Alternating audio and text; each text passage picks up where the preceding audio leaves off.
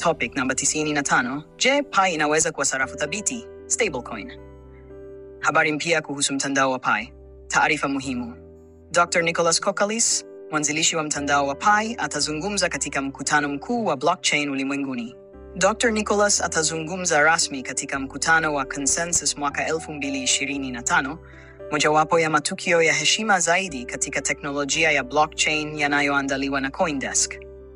Hotuba yake itazingatia kuunganisha teknolojia ya akili bandia, AI, na miundombinu ya blockchain ili kufanikisha matumizi ya watu wengi. Hili linatarajiwa kuwa tukio kubwa sio tu kwa jamii ya Pi, bali pia kwa sekta nzima ya blockchain duniani. Tukio hili linaashiria hatua kubwa kwa mtandao wa Pi kwa kuonekana hadharani kwenye jukwaa la kimataifa sambamba na majina makubwa yanayoongoza katika teknolojia na ubunifu. Nilipotembelea ajenda ya mkutano huo, niliona kuwa wasemaji wengi kutoka sekta ya fedha za kidijitali na masoko ya ubadilishanaji wa sarafu watakuwa wakijadili kuhusu sarafu thabiti. Miongoni mwa wasemaji maarufu ni Mr. Mark Greenberg, mkuu wa idara ya wateja duniani kutoka Kraken, na Mr. Jack McDonald, makamu wa rais wa sarafu thabiti kutoka Ripple, ambao watawasilisha mada kuhusu enzi mpya ya sarafu thabiti, mtazamo kutoka Kraken na Ripple. Pia kutakuwa na meza ya majadiliano ya wanasheria wa fedha za kidijitali wakijadili mustakabali wa kanuni na sera za fedha za kidijitali nchini Marekani na jinsi sarafu thabiti zinavyounda mustakabali wa malipo. Zaidi ya wasemaji 100 wanatarajiwa kushiriki, huku mkutano ukikusanya zaidi ya viongozi, watengenezaji na wavumbuzi 15,000 kwa ajili ya kuchunguza mustakabali wa teknolojia. Tangu mwaka 2015, Consensus imekuwa tukio kubwa ambapo wataalamu wakuu katika blockchain, Web3 na akili bandia hukutana ili kuendeleza uvumbuzi. Toleo la mwaka 2025 litakalofanyika Toronto litaangazia mijadala ya kibunifu, fursa za kushirikiana na uzoefu wa moja kwa moja utakaoathiri mustakabali wa sekta hizi. Kwa kuwa lengo la mtandao wa Pi ni kuwa sarafu kuu inayotumika kila siku, hatuwezi kufikia mafanikio haya kwa hatua moja. Ninaamini kuwa hadhi ya kuwa sarafu thabiti inaweza kuwa daraja kati ya hadhi ya kawaida ya fedha za kidijitali na hadhi ya kuwa sarafu halisi. Ili kuwasaidia waanzilishi kuelewa sarafu thabiti ni nini, nimefanya utafiti mdogo na ningependa kushiriki matokeo yangu. Kwa mtazamo wangu, mtandao wa Pi unachukua njia tofauti ikilinganishwa na fedha nyingine za kidijitali na pengine pia na sarafu thabiti za sasa. Taarifa ifuatayo ni ya rejea tu. Naona uwezekano mkubwa kwamba Pi inaweza kufanya kazi kama sarafu thabiti ya kialgorithimu kwa kudhibiti upatikanaji wake. Njia hii inaweza kuwa na hatari kwa kuwa inategemea imani ya soko na haina uthibitisho wa mali halisi. Hata hivyo, kufikia utulivu wa bei kumekuwa changamoto kwa miradi mingi na si kila juhudi za sarafu thabiti zimefaulu. Hivyo basi, elimu ya GCV na mfumo mzima wa GCV ni muhimu kwa kujenga imani ya soko, kwani hilo litakuwa mojawapo ya vigezo vya tathmini ikiwa mtandao wa Pi utaomba hadhi ya sarafu thabiti. Hatari zinazohusiana. Hatari kubwa zaidi inayohusiana na sarafu thabiti za kialgorithimu ni kushindwa kwa mfumo mzima. Mfumo wa kurekebisha thamani unaweza kushindwa kabisa kudumisha thamani inayokusudiwa. Kwa mfano, mwezi Mei mwaka 2022, sarafu ya kialgorithimu ya Terra USD yenye thamani ya dola bilioni 18 iliporomoka kwa kishindo. Katika kile kilichoonekana kuwa shambulio la makusudi lililotangulia mfululizo wa matukio mabaya, UST ilipoteza thamani yake ya msingi, na tokeni ya asili ya Luna ilishuka kwa 96% ndani ya siku moja, ikifuta dola bilioni 28 kutoka kwenye mfumo wa Terra. Kwa muhtasari, ni vigumu kupuuza umuhimu wa sarafu thabiti katika mfumo wa fedha za kidijitali. Zinatumika kama daraja kuelekea kwenye mfumo wa kifedha wa kawaida, hurahisisha malipo ya kimataifa na kutoa njia thabiti ya kubadilishana inayotegemea teknolojia ya kidijitali. Aina mbalimbali za sarafu thabiti ni muhimu sana kwa fedha za kidijitali zilizogatuliwa, lakini wawekezaji wanapaswa kuelewa kwa kina jinsi zinavyofanya kazi na hatari zake kabla ya kuwekeza. Kwa sasa, kuna takribani sarafu thabiti 200 zinazosambazwa duniani. Baadhi yao maarufu zaidi hutolewa moja kwa moja na masoko ya ubadilishaji kama vile USD Coin, USDC, Pax Dollar, USDP, Binance Dollar BUSD na Gemini Dollar USD. Soko la sarafu thabiti ni lenye utofauti mkubwa, huku chaguzi zinazoongoza kama USDC na USDT zikitokeza kwa matumizi mapana na thamani thabiti kulingana na dola ya Marekani. Sarafu hizi ni muhimu kwa watumiaji binafsi na biashara kutokana na uhakika na ukwasi wake. Faida za kutumia sarafu thabiti. Faida kuu ya sarafu thabiti ni uwezo wake wa kutoa utulivu katika mazingira ya fedha za kidijitali ambayo mara nyingi huathiriwa na mabadiliko makubwa ya bei.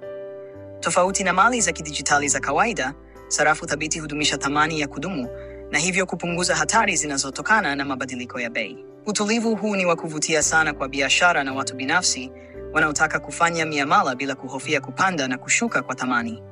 Sarafu thabiti pia hupunguza gharama kwa kiasi kikubwa, hasa kwa miamala ya kimataifa. Sarafu thabiti zinaweza kupunguza kwa kiwango kikubwa ada za miamala, hasa katika uhamisho wa kimataifa, anasema Alisha Changani, mtafiti katika Baraza la Atlantic. Upungufu wa gharama ni muhimu kwa makampuni ya kimataifa, kwani unawasaidia kuelekeza rasilimali zao maeneo mengine ya kimkakati. Kasi ya miamala ni faida nyingine kubwa.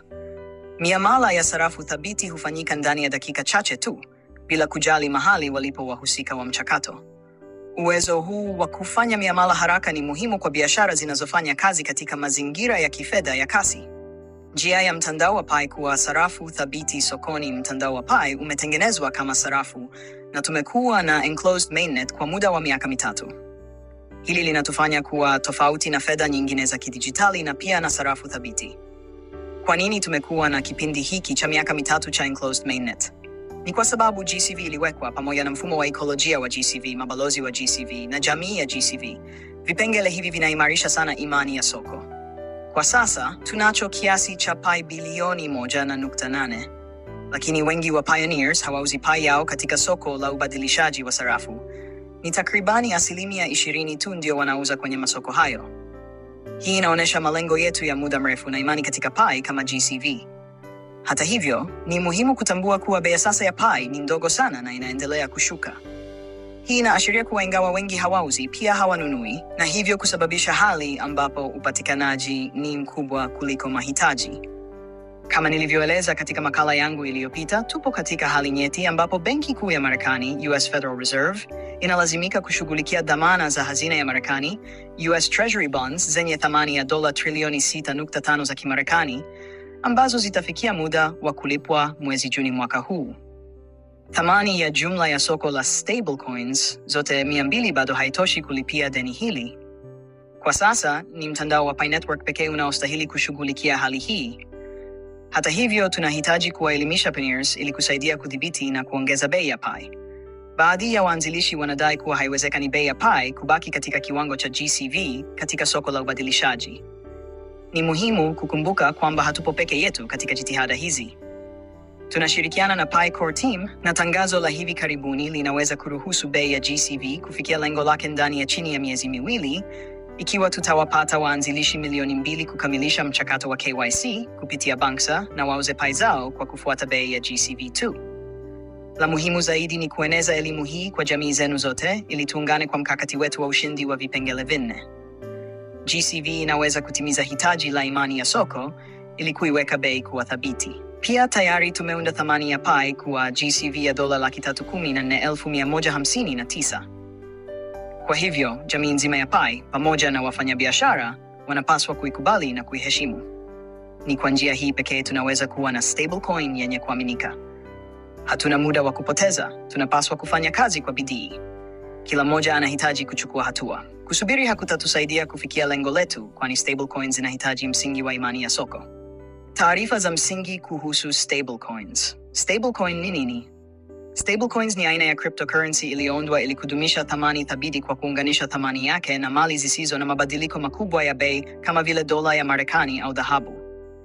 Kuna aina kuu 3. 1. Zinazounganishwa na sarafu za kawaida, fiat-backed, zinategemea sarafu halisi kama dola. 2. Zinazounganishwa na sarafu fiche, crypto-backed, zinategemea thamani ya sarafu nyingine za kidijitali. 3. Zinazotegemea algorithm, zinatumia programu au mikataba ya kidijitali kudhibiti usambazaji. Stablecoins huhifadhi akiba ya mali wanazotegemea au hutumia mbinu za kimitambo kudhibiti bei, jambo linalozifanya kufaa zaidi kwa matumizi ya kila siku. Aina za uwekaji thamani wa stablecoin. 1. Zilizodhaminiwa na sarafu halisi, fiat collateralized. Stablecoins hizi huhifadhi thamani kwa kuwa na akiba ya pesa halisi kama dola. Mfano, Tokeni ya USDC inaungwa mkono na dola moja ya kweli kwa kila tokeni moja ili kudumisha thamani yake. 2. Zilizodhaminiwa na sarafu za kidijitali, crypto collateralized. Hizi huungwa mkono na sarafu nyingine za kidijitali. Kwa sababu ya mabadiliko ya bei ya crypto, huhifadhi akiba ya ziada kulinda dhidi ya kushuka kwa thamani. 3. Zinazotegemea algorithm. Hizi hazihifadhi akiba halisi, badala yake hutumia mikataba ya smart na algorithm kudhibiti usambazaji wa tokeni ili kudhibiti bei.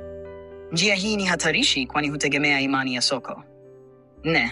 Zilizodhaminiwa na bidhaa halisi, commodity collateralized. Zinategemea mali halisi kama dhahabu. Thamani yao huambatana na bei ya bidhaa hiyo katika soko.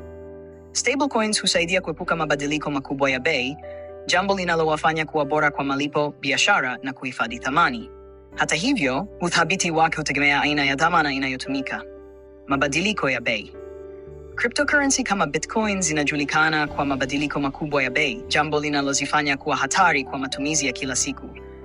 Kwa upande mwingine, stablecoins zimeunganishwa na mali tulivu, hivyo huwa na mabadiliko madogo ya bei na kuwa salama zaidi kwa miamala. Madhumuni. Sarafu fiche hutumika kama mali huru za kidijitali, mara nyingi kwa uwekezaji au kuhifadhi thamani. Lakini stablecoins zimeundwa kupunguza mabadiliko ya bei na hivyo kufaa kama njia thabiti ya kubadilishana bidhaa na huduma kwa matumizi ya kila siku. Udhibiti wa kisheria, regulatory scrutiny. Kanuni za sarafu fiche na stablecoins hutofautiana kwa kila nchi, kwani serikali zinajaribu kulinda watumiaji na kuzuia matatizo ya kiuchumi. Uwekaji thamani.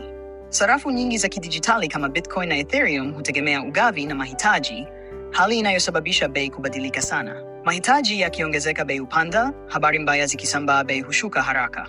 Soko, mitazamo ya wawekezaji na sera huathiri bei hizo. Stablecoins hutatua changamoto hii kwa kudumisha thamani ya kudumu kupitia kuunganishwa na mali halisi kama sarafu au bidhaa, hivyo kuepuka mabadiliko makubwa ya bei yanayoonekana kwa sarafu fiche za kawaida.